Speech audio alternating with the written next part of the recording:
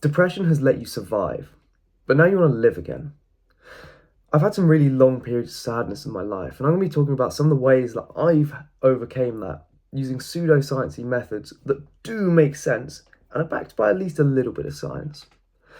Now, a reason depression's so hard to break out of is because our bodies believe that whatever we've been doing before that has allowed us to survive is going to keep us alive in the future.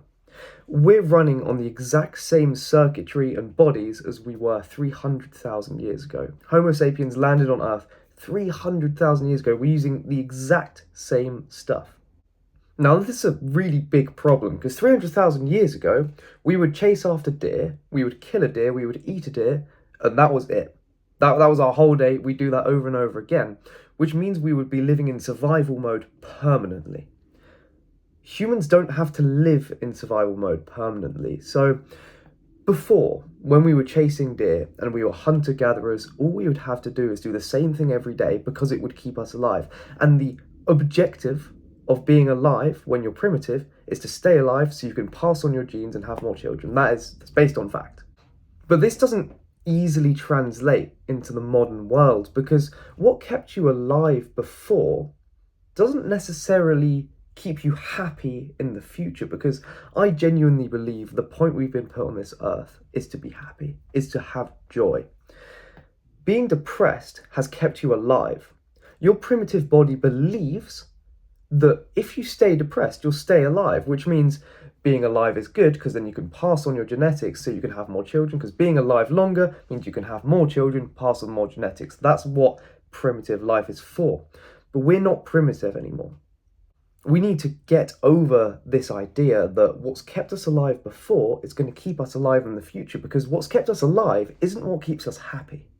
So what that means for us is, if we've been depressed for an exceedingly long period of time, our body believes that depression is comfort and we should stay there, because being depressed has kept us alive. Therefore, if we want to stay alive, we have to stay depressed. Now, this is a really, really big problem because we don't want to be fucking depressed. That's not good. We don't want to be sad anymore. We want to change that. So what we're going to do is we're going to use some pseudoscience to get over this problem. Your environment gives you 11 million bits of data a second, but your brain can only process 50 bits. 50 out of 11 million. So what does this mean for us? When you look around, your body tells you information and your brain filters out information that isn't relevant to you.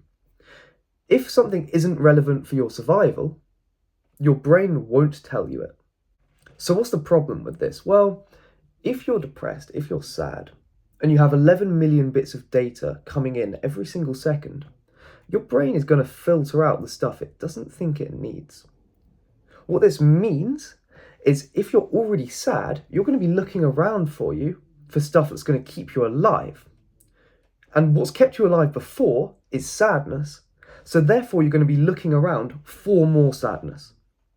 So when you look around in your environment, all you're going to see is the same stuff you saw before that's going to keep you alive. So you're going to see depressed stuff. You're going to see sad stuff. You're going to see shit lights. You're going to hate everything because that's what's kept you alive in the first place. So a way we can break out of this is by changing what our brain filters. Our brain can only process those 50 bits. You can't increase that. Maybe a super genius can do 60 bits a second. If you're a bit of an idiot, maybe 40. It's going to be around 50 no matter what happens. So rather than trying to take in more information, we need to change the information that we're seeing. Now, this is where affirmations come in. And don't click off the video. I'm not going to be talking about crystal affirmations or people that think that, okay, being a Gemini means that, some star sign. We're not talking about that kind of affirmation. We're talking about real affirmations that help. Because what affirmation does is it enables your brain to see the other bits of information. Bear with me. When you focus on good emotions, when you focus on good things in your environment, when you're only focused on the things that actually make you happy, you're going to see more of that. Your brain is going to allow that in rather than filtering off all the good stuff you want to see. If you affirm yourself that there is good in the world, that you're not depressed, that you can be happy, your brain will allow you to see that. Rather than those 50 bits of information a second only showing you bad stuff, those 50 bits a second are going to show you the absolute best. So what we're doing is we're rewiring our brain. We've spent years sad. We've spent years being upset.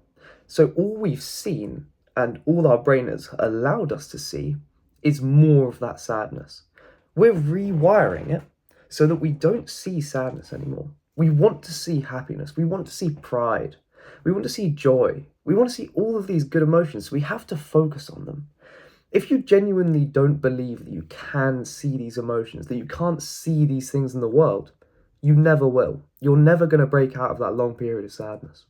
Okay, so overall, what we're trying to do is we're trying to change the way our brain thinks, because what's kept us alive before isn't going to make us happy in the future. If you want to be happy, you have to change. And change comes from within. You have to experience a change in yourself and tell yourself that you can experience a change so that your environment will follow.